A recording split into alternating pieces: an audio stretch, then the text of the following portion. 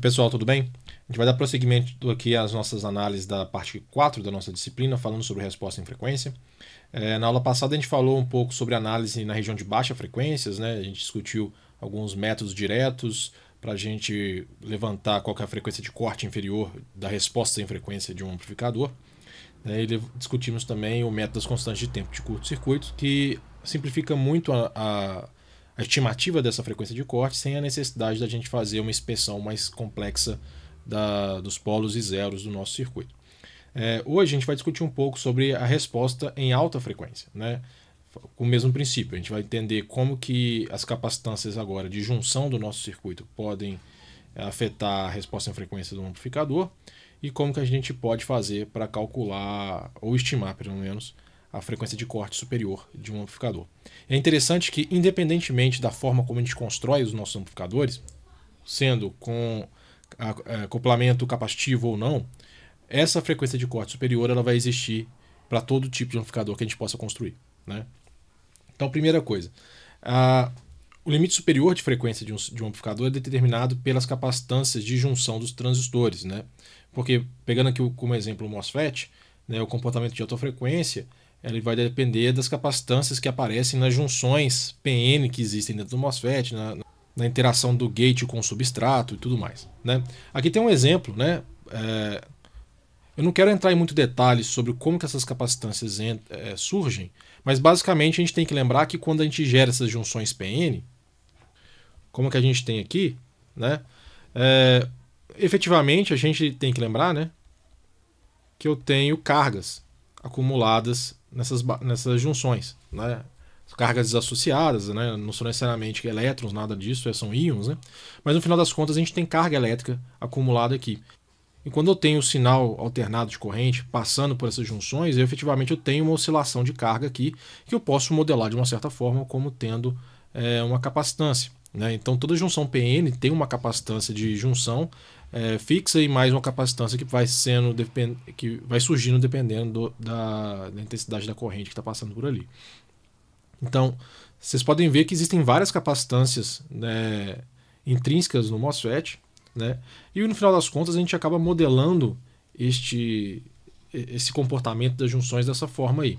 Então a gente tem uma capacitância CGS, né, entre gate source, uma capacitância CGD. A gente poderia até enxergar que existe uma capacitância aqui também, né, mas acaba que a gente despreza esse valor e embute a informação dele nos demais, né? Para fins de análise, normalmente a gente acaba usando só a capacitância CGD e a capacitância CGS. E aqui está um exemplo de montagem de modelo pequenos sinais MOSFET da forma π e da forma T. Beleza? Que a gente pode utilizar nas nossas análises. Por que a gente não levou em consideração isso até agora? Porque na frequência média, essas capacitâncias que têm valores muito pequenos, elas não influenciam na resposta do nosso circuito. Então, na banda passante, a gente pode desprezar a influência desses capacitores. Beleza?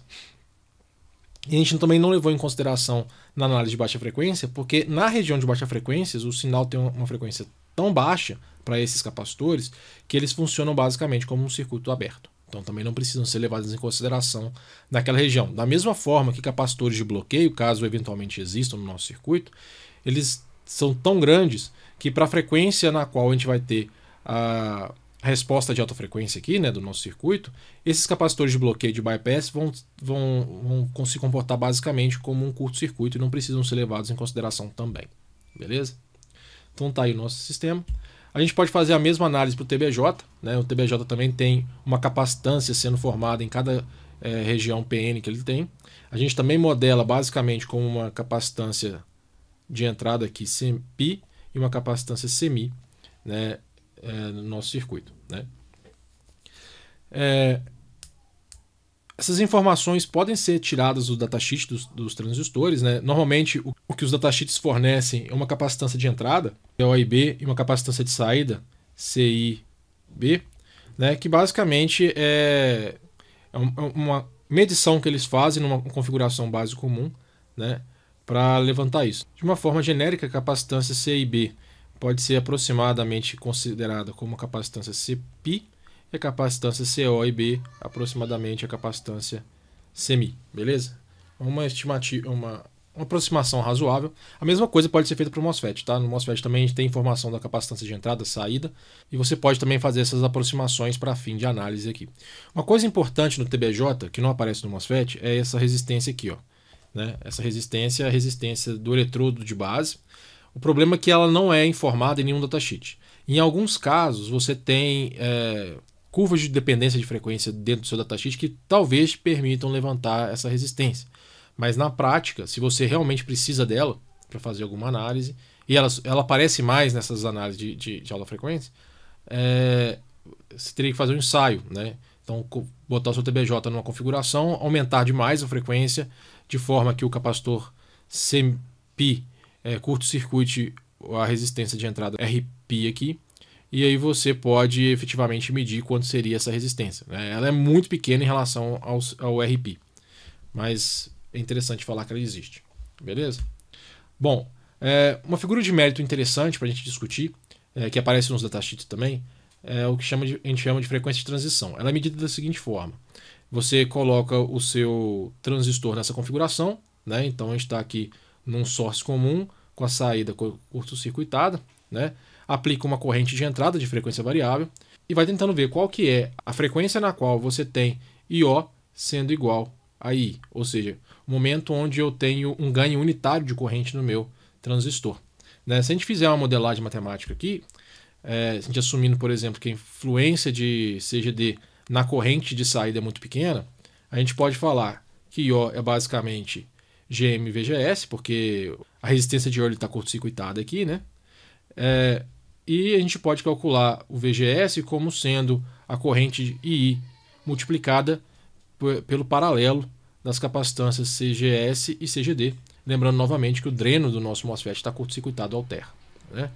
Agora, se a gente pegar essa expressão, né, a gente pode calcular uma relação entre IO e I, ou seja, um ganho de corrente do nosso transistor, vai dar essa expressão aí. E se a gente substituir S por J ômega, a gente pode calcular qual que é a frequência na qual esse ganho dá 1, e a gente vai ter essa expressão aí, que é a frequência de transição igual a GM sobre CGS mais CGD. Né? A gente pode usar essas informações de duas formas. A gente pode usar ela para explicitamente estimar quanto que vale a soma CGS e CGD, né? Então uma forma da gente poder estimar essas capacitâncias, né? Dependendo das informações que o datasheet nos fornece. Mas também é interessante o seguinte: se você pensar em utilizar um MOSFET no seu circuito, o máximo que ele vai operar como um amplificador é o momento onde ele realmente tem um ganho de corrente igual a 1. A partir daí, independentemente da forma como você construiu o seu amplificador, o transistor em si não consegue amplificar mais nada. Então ela seria tipo um limite superior de frequência de um transistor operando em qualquer tipo de circuito, né? Normalmente essa frequência é muito alta, né? Só vou fazer um disclaimer aqui, que é o seguinte: a frequência de transição não é a frequência superior de um circuito. Ela simplesmente te dá uma noção de até quando um transistor pode operar, beleza? Mas é uma informação importante. Eu posso fazer a mesma coisa com o TBJ, né? Montar um circuito semelhante e levantar qual que é o ganho da corrente de entrada, no caso a corrente de base, e a corrente de coletor. O interessante é que esse ganho agora ele é igual ao HFE, ou seja, o beta do seu transistor. Então mostra que o beta depende da frequência, beleza? Aquele beta DC que a gente usa, ele é importante para calcular muitas coisas, mas a gente não tem aquele valor constante para todas as frequências, não, tá? Vocês podem ver que aqui foi deduzido da mesma forma uma frequência de transição, né? Até uma equação muito semelhante ao do MOSFET. A gente também pode usar essa informação para poder estimar os valores de CPI e CMI, dependendo das informações que o datasheet nos fornece, mas a gente consegue ver também aqui que o beta, né, do transistor, ele vai ter um valor mais ou menos constante até uma determinada frequência, e a partir daí ele começa a decair, né? A frequência de transição está aqui, beleza? Mas existe então uma frequência também menor, esse W beta, a partir do qual o beta do transistor cai 3 dB, né? Então existe uma frequência de corte para esse beta. Então se você faz um cálculo de ganho que depende do beta, significa que o máximo que você pode esperar para o seu transistor funcionar do jeito que você está pensando é essa região aqui, né? E para fazer a análise de quanto que vale ômega beta aqui, basicamente a gente tem que entender quando que essa equação aqui, tendo S igual a J ômega, dá igual a menos 3 dB, que no final das contas é 1 sobre raiz de 2. Quando que o ganho dá beta 0, né, sobre raiz de 2. Beleza? Então a gente tem um comportamento semelhante para o TBJ. Né? De novo, essas frequências ômega beta e ômega T não são a frequência máxima do nosso circuito, mas sim uma região de frequências na qual o nosso transistor pode operar. Só por questão de curiosidade, né, se a gente pegar aqui o BC547, que é um transistor bipolar que a gente usa muito no laboratório, né, de pequenos sinais, só para a gente ter uma noção de valores, a frequência de transição dele é em torno de 300 MHz. Né? Então, isso indica o seguinte: se você for construir um amplificador, né, que vai trabalhar na região de centenas de kHz até 1 MHz, talvez esse transistor seja o suficiente para você utilizar nos seus projetos. Agora, se você quer construir um amplificador de telecomunicações, por exemplo, que vai operar com frequências na ordem de gigahertz, bom, esse aqui não é um transistor para você. Não importa qual circuito você queira montar, ele não vai funcionar com esse transistor. Então, neste caso, você vai ter que selecionar um transistor que tem uma frequência de transição muito maior do que os seus gigahertz que você está querendo utilizar, beleza? Então, a frequência de transição é importante para você saber se você está selecionando bem o seu transistor ou não, beleza? Agora, do ponto de vista de análise, a gente vai ter o nosso circuito ali com o nosso transistor, essas capacitâncias de junção vão brotar no nosso modelo e a gente vai ter que calcular agora uma frequência de corte. Da mesma forma que a gente fez para o circuito em baixa frequências, você pode sim tentar levantar a função de transferência do seu circuito, né, considerando as capacitâncias na sua análise. Né? Se você for bem sucedido nisso, você vai saber exatamente quanto que vale os seus polos e os seus zeros, e a sua frequência de corte pode ser estimada, né, por essa expressão aqui, né, onde você vai fazer uma soma quadrática aqui, que depende dos polos e dos zeros, beleza? Essa expressão aqui, o Cedra deduziu de onde ela veio, eu não vou me estender demais, porque a gente acaba não usando muito pelo seguinte motivo. Na maioria dos circuitos, até circuitos bem simples, é muito difícil a gente conseguir levantar com precisão qual o valor dos nossos polos e zeros. Né? E aí a gente acaba não empregando essa fórmula aqui. Agora, assim como a gente fez para a região de baixa frequências, a gente pode lançar a mão de um método simplificado chamado método das constantes de tempo abertas. Né? Então, como é que a gente segue esse método? Né? Então, primeiro, a gente aterra o nosso sinal de entrada, a gente analisa cada capacitor por vez, né? E a gente vai fazer o quê? Quando a gente está analisando, por exemplo, um capacitor 1, por exemplo, os outros capacitores do nosso sistema vão ter a sua capacitância zerada.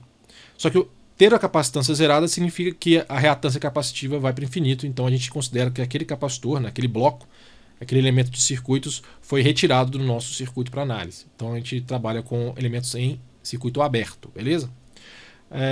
Então, para cada capacitor que a gente está analisando, então, a gente faz isso. A gente, então, depois calcula qual que é a resistência de TVNAND vista por ele. Né? A gente acaba estimando a frequência de corte superior, então, a partir dessa conta, como sendo 1 sobre B1, onde B1 nada mais é do que a soma das constantes de tempos levantadas para cada capacitor. Beleza? Agora, de onde é que vem esse método? O princípio dele é o seguinte. Primeiro, a gente assume que na região de interesse, que é a região onde o nosso ganho da banda passante começa a cair, os zeros não influenciam. Ou seja, os zeros do nosso sistema vão estar numa frequência muito superior aos polos. Tá? Se a gente fizer isso, nessa região próxima do decaimento do ganho da banda passante, a gente pode escrever uma equação mais ou menos igual a essa. Né? Então a gente tem o ganho lá de banda passante dividido pelos polos. Né? E aqui eu estou assumindo que cada polo ali é em torno de 1 sobre tal 1. Né? Bom, se a gente expandir essa equação, a gente vai encontrar algo desse tipo. Estou exemplificando aqui com 3 polos só. E aí tem uma questão. Como o ganho aumenta à medida que a gente reduz a frequência, né, a gente pode assumir que essa parcela da nossa equação, aqui do nosso denominador, ela é mais significativa do que as outras. Porque à medida que a frequência cai, né, essas informações aqui começam a ficar menos relevantes. Beleza?